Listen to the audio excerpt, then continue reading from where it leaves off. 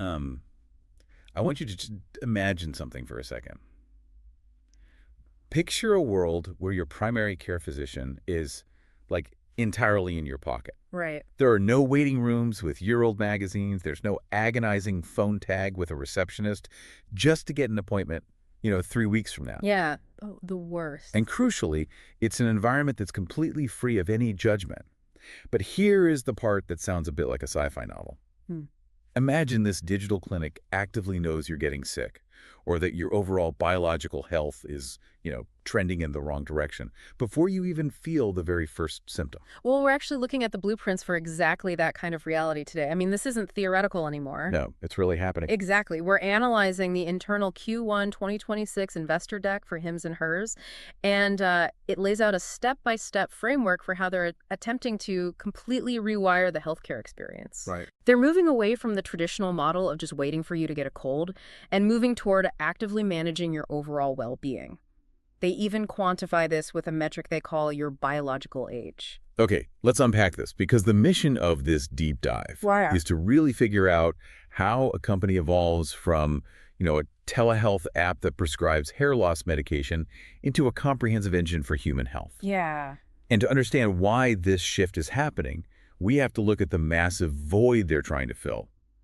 There's a statistic in these documents regarding their total addressable market that, honestly, it completely stopped me in my tracks. Oh, you're talking about the 90% figure. Yes, yeah. When you look at specific, highly personal health conditions, things like sexual health, severe hormonal imbalances, or chronic weight management, the data indicates that 90% of the applicable population is currently going entirely untreated. Wait, 90%? Yeah, Yeah. 90%.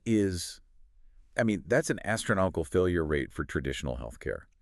How do you have a medical system where 9 out of 10 people who actually need clinical help are just actively avoiding it? Are these people just unaware that treatments exist? It rarely comes down to a lack of awareness, honestly. It comes down to friction and stigma. Okay. Think about it. Traditional medicine was built almost entirely as a reactive system. You break a bone, you go to the emergency room, you develop an infection, you go get antibiotics. Right, it's mechanical. Exactly. The Yeah. system is designed for mechanical fixes. But HIMS and HERS is targeting the emotional specialties of healthcare. Things like hair loss, weight management, or sexual dysfunction. Those carry a massive psychological weight. Oh, for sure. And the traditional system introduces immense friction there. Calling for an appointment, sitting in a crowded waiting room, wearing a crinkly paper gown. Ugh, the paper gowns. Right. And then trying to discuss incredibly sensitive vulnerabilities with a doctor who has exactly 7 minutes to talk to you before they have to rush to the next room. That friction actively keeps people away. So the strategy isn't necessarily like inventing a brand new miracle drug for these conditions. The strategy is removing the psychological barriers to getting the drugs that already exist. Exactly. It's basically building a judgment-free clinic hidden inside your phone, if that makes sense. Yeah, they call it democratizing access.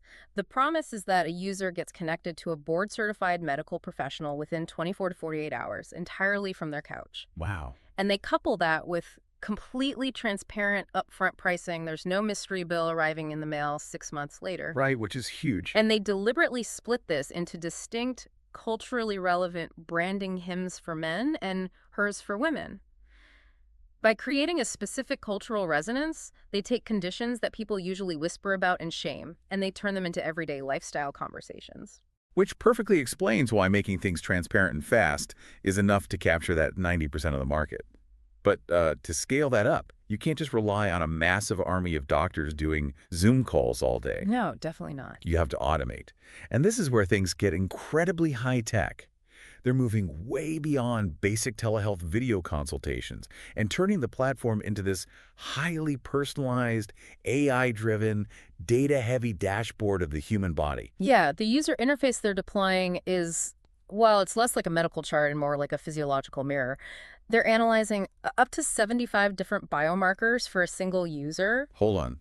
75 biomarkers. Having Damn. an app constantly flashing 75 check engine lights about my body sounds like a recipe for severe hypochondria. I know, it sounds I mean, intense. if I open my phone and see that 66 metrics are optimal, but 3 are normal and 6 are completely out of bounds regarding my metabolic health, I'm going to panic. Isn't turning the human body into a dashboard a little overwhelming for the average person who doesn't have a medical degree? Well, that is the exact trap that early health tech companies fell into, right? Just dumping raw data on the user and causing panic.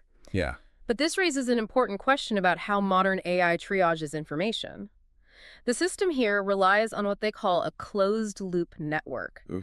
The AI isn't there to overwhelm the user with raw data. It's there to synthesize it for the medical team and translate it for the patient.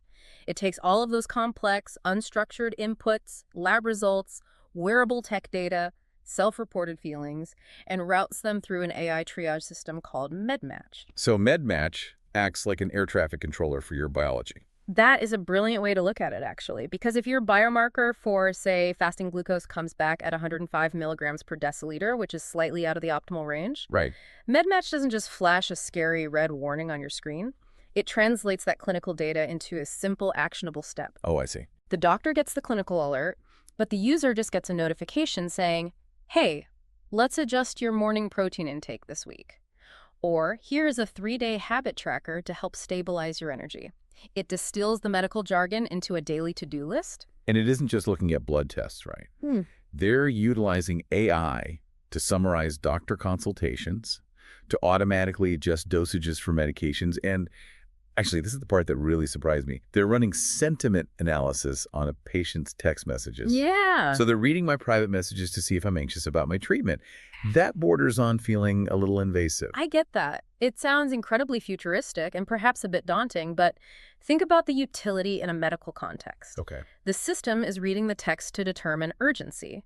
If a patient messages the platform at 2:00 a.m. saying, I feel incredibly nauseous and my heart is racing. Right. That's an emergency. Exactly.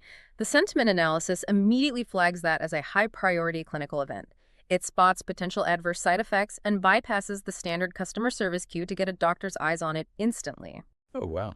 Conversely, if the message is just, frustration about a delayed shipment, it just routes to standard support. It gauges the emotional state to provide precision care. Okay, well, when you frame it as a safety mechanism, it makes a lot of sense.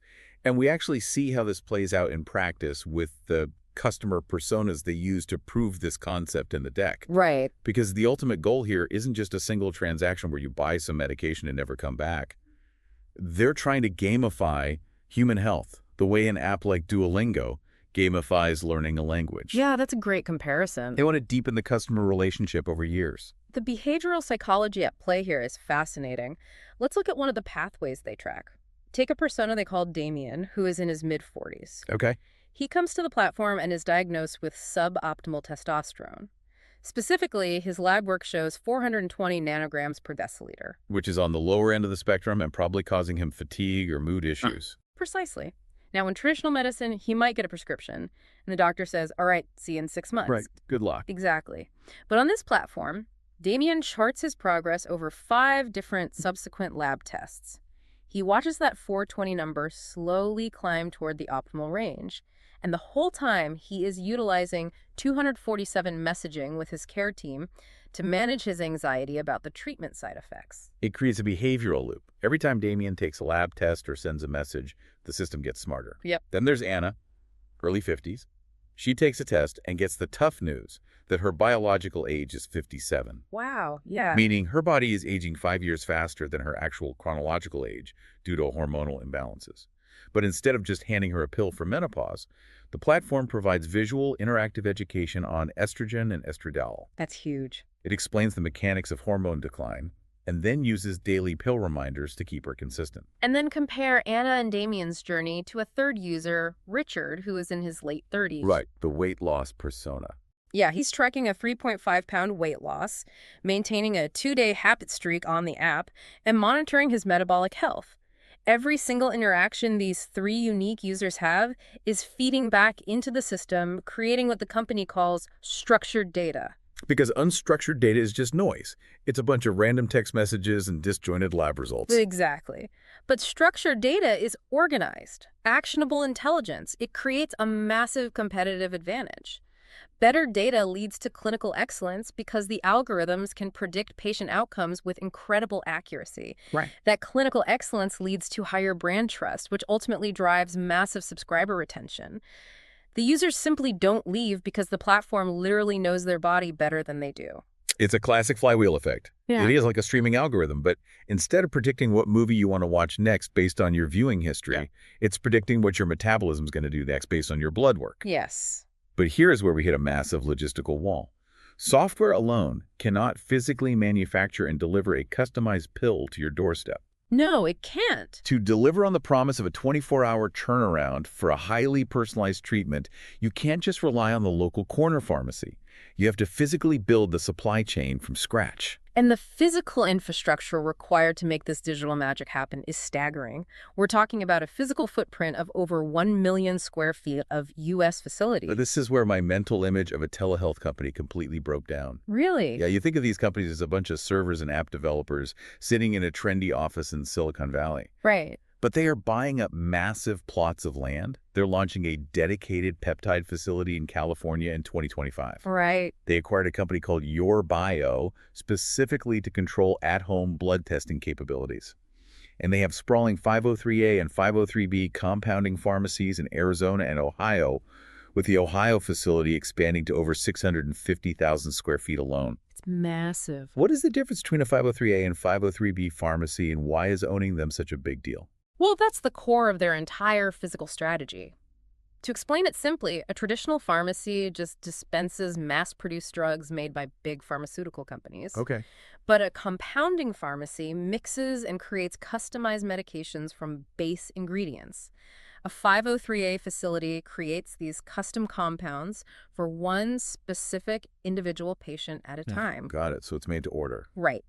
A 503B facility, however, is an outsourcing facility. It's allowed to manufacture these customized sterile compounds in massive bulk quantities without needing an individual patient prescription first. So they're essentially becoming their own pharmaceutical manufacturer. Yeah. They are the Amazon fulfillment centers of prescription drugs. Yeah, and that physical footprint is arguably their biggest competitive moat. If you rely on third-party pharmacies and big pharma supply chains, you're constantly vulnerable to drug shortages and shipping delays. Which we've seen happen a lot recently. Exactly. By vertically integrating, by owning the peptide labs to make complex protein-based drugs, and owning both 503A and 503B pharmacies, they control the entire patient experience. From the digital tap on the app to the physical pill arriving at the door, they never hand the baton to a middleman. Which requires an incredibly specific type of leadership to pull off. You don't just hire a bunch of brilliant doctors and expect them to know how to build a global supply chain. No, not at all. And when you look at the executive team they've assembled, it reads like an Avengers lineup of corporate scaling. Their chief financial officer comes from Uber. Their chief technology officer comes from Amazon and Cruise. Their chief product officer is from Robinhood. It's a highly deliberate mix of skill sets. You need Uber's financial scaling to understand how to manage millions of independent transactions. Right. You need Amazon's technical logistics to build the physical fulfillment centers. You need Robinhood's consumer engagement to gamify the app and keep users logging in daily. That makes perfect sense. And perhaps most importantly, their chief policy officer is straight from the FDA. You absolutely must have the FDA's regulatory playbook inside your own house to navigate the incredibly complex, heavily regulated world of global healthcare without getting shut down. And they are taking this global. They aren't just staying in the U.S. They have an aggressive merger and acquisition strategy, buying up companies like Savia to expand into Europe, LiveWell to enter Canada, and Eucalyptus to push into Australia and Japan by 2026. Yeah, it's a huge push. This entire machine, they're building the AI, the compounding pharmacies, the global expansion, it's translating into absolute financial dominance. Yeah. The numbers projected for the next few years are wild. The market share statistics are the proof that this hybrid digital-physical model is actually working.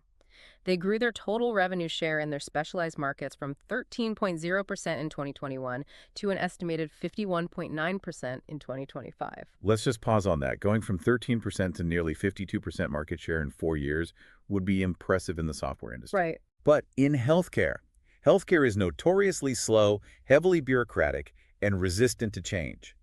Quadrupling a footprint in 4 years means they're taking direct market share away from traditional competitors at a staggering pace. And the growth is accelerating, particularly with their culturally tailored brands. The Hers brand specifically is projecting over 100% growth in 2025 and is on track to cross $1 billion in annual revenue in 2026 alone. A lot of that growth seems to be driven by a very rapid rollout of new, highly demanded services. They highlight a highly anticipated FDA-approved weight loss treatment launching in March 2026. Yeah, that's going to be massive. And they're heavily signaling their involvement with GLP-1 medications, even showing imagery associated with massive pharmaceutical partners like Novo Nordisk. Right, because GLP-1 medications have completely disrupted the weight loss industry. Oh, absolutely. To break down the science simply, GLP-1 is a hormone that your body naturally produces to signal to your brain that you're full. These new medications mimic that hormone, effectively shutting off the food noise in a patient's brain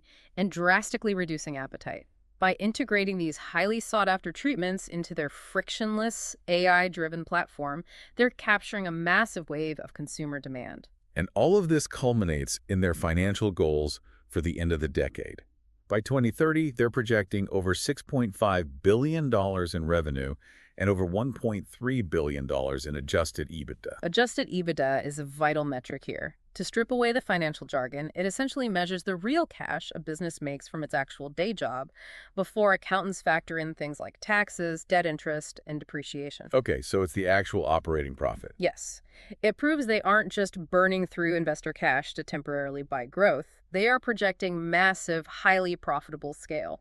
But looking at these financial projections, a question naturally arises. If they're capturing over half the market, rolling out revolutionary weight loss treatments, and vertically integrating their entire supply chain so no one else can compete, is there a risk they become too dominant? That's a fair question. Are we looking at the birth of a healthcare monopoly? Or is the market simply that hungry for a system that actually functions? The evidence strongly points to the market being starved for functionality. Okay. The key to understanding their financial dominance isn't just that they're acquiring millions of new users, it's the internal dynamic of cross-selling. Meaning a patient comes in for one issue and ends up staying to treat 3 others. Precisely. Subscribers treating multiple conditions on the platform have grown 5 times over in just 2 years. Wow. A user comes in because they're experiencing hair loss. They discover the platform is entirely frictionless, the doctors are responsive, and the pricing is transparent. Right. So they stay to manage their metabolic health and eventually their mental health. They're building a consumer health platform with a true network effect. As they expand into a market of 280 million people in North America and hundreds of millions more across Europe, Japan, and Australia, their AI gets exponentially better at predicting health outcomes. It all feeds back into the system. Exactly. More users equal more data equals better clinical results equal more revenue. The flywheel spins faster and faster. So what does all of this mean for you listening right now? I want you to reflect on your own relationship with your healthcare provider. Think about the friction you deal with, the waiting on hold, the lack of centralized data, the prevailing feeling that you only ever talk to a doctor when something is already deeply broken. Yeah, that's the norm for most people. What this roadmap is showing us is that the future of medicine isn't just about getting a prescription when you are sick. We're transitioning into an era where your healthcare is an always-on, AI-driven companion that is constantly tweaking, measuring, and optimizing your biological age in the background of your daily life. It is a fundamental paradigm shift from reactive sickness to proactive wellness, entirely driven by structured data. And that leaves us with a pretty profound thought to chew on. If we're entering a world where millions of people are walking around with an AI continuously tweaking their hormones, monitoring 75 different biomarkers, and optimizing their biology before they ever actually feel sick and agents, what happens to our societal definition of normal aging? That's the million-dollar question. For the entirety of human history, aging has been an inevitable decline. But if aging just becomes treated like a preventable condition, something optimized by a streaming-style algorithm that literally makes your biological age younger than your chronological age, does baseline human health become something entirely superhuman? When the doctor in your pocket has the power to consistently make you younger, what does the baseline human experience actually look like 20 years from now? Something to think about. Until next time.